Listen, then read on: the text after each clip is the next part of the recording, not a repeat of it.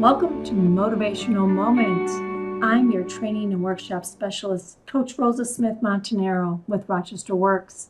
I'm so excited to share a topic with you every single week. It's about 10 minutes, maybe a little less, maybe a little more, and it's something to help you stay motivated and moving forward, whether it's in changing jobs, starting a new career, even starting your own business.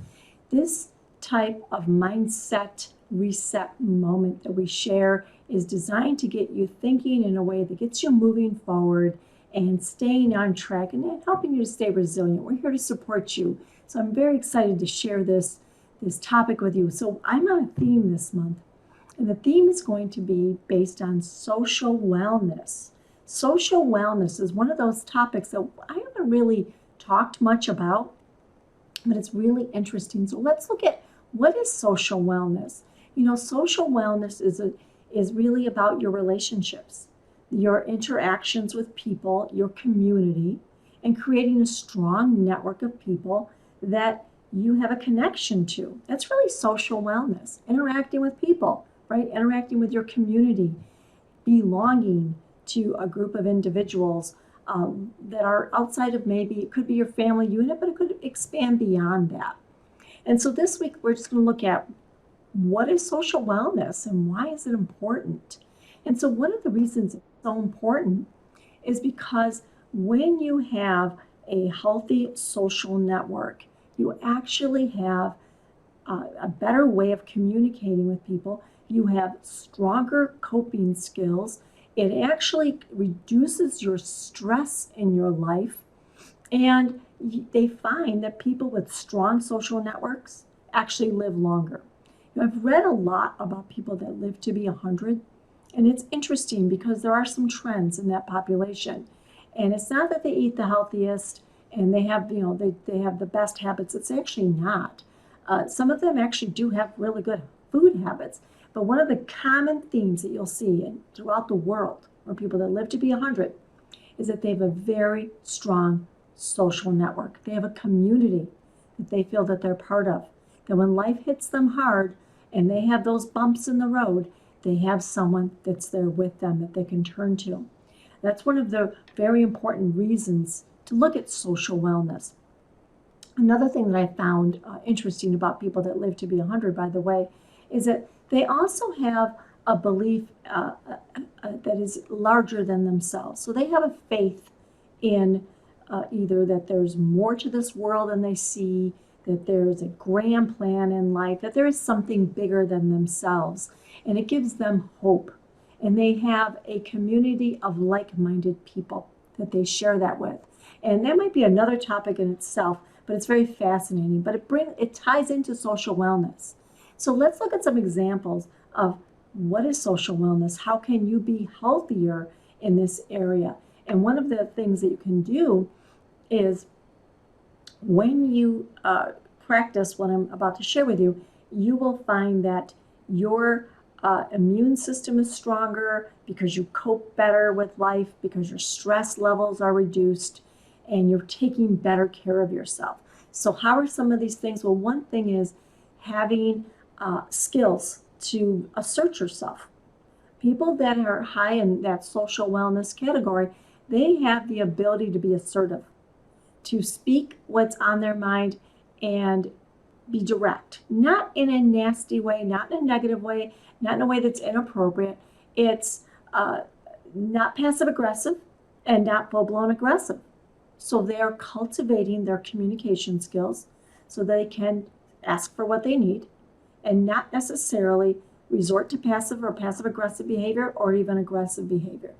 Another element that you want to maybe implement, and that is having more balance in your life. People sometimes work too much and don't spend enough time with their friends and family. Some people spend a lot of time playing and don't spend enough time doing the other things.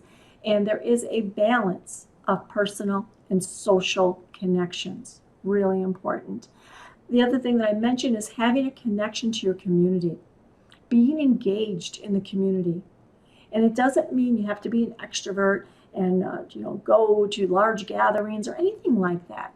Your community could be your neighbors, right? The people across the street, or The kids go to school with someone and you become friends with the other kids' parents. It's just an engagement at some level within your personal community. I have to tell you, years ago, when my children were in school, I'm an extrovert, you can tell, right? And I would volunteer for so many things. And I kind of found it was a little overwhelming at times. And I decided I was only going to volunteer for those things that really enriched my life. I wasn't just going to volunteer for everything. Those that enriched my life and aligned with my values.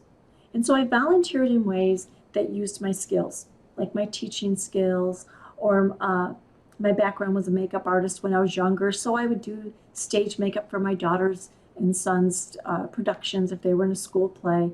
And that was really fun. That's an involvement in my community in one small way. And one year, they had a playground that they were approved to build. And my husband and I went there with our kids, and we all helped dig some holes and put that playground in. And to this day, and I'm talking decades later, it's cool when you drive by and you see that playground that you helped build. Now, I didn't do much, I'll be honest with you. I don't get my hands too dirty in the dirt. But I was there helping whatever way I could. And it was a lot of fun, but it also was rewarding and gratifying. And we made some connections. And I won't lie, I'm not going to say I'm best friends with anyone I did that with. I can't tell you everyone we did it with, but it was a pleasant experience. And that's part of social wellness. The other part of social wellness that you'll want to look at and maybe develop is adapting to situations socially, right? Some people may be speaking in groups and you're uncomfortable, so you go talk to one person. Or it might be where everyone's pulling up a chair and they bring their lawn chairs and you're more of an introvert, but you decide, oh, I'll sit next to this one person I know and I'll chat. But social situations and understanding how to adapt to them, that's part of developing social wellness. Treating people with respect, that goes without saying, right? And not only treating people with respect, but also speaking your truth, right? Speaking from a point of, I'm comfortable with who I am, and I respect you for who you are. It's like the golden rule. You treat others the way you want to be treated, but you respect that about them, and you appreciate that about them. Another element is creating healthy boundaries, setting boundaries. Like, I can help with that project, but I can only stay for an hour. I'm happy to volunteer for this, and I'm not comfortable handling money. There's those boundaries, those are fine.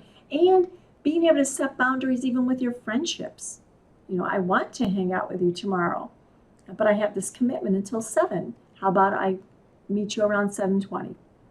Or how about Tuesday instead of Monday?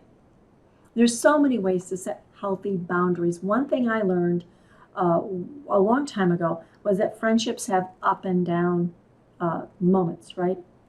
And that's another sign of social wellness, maintaining long-term relationships.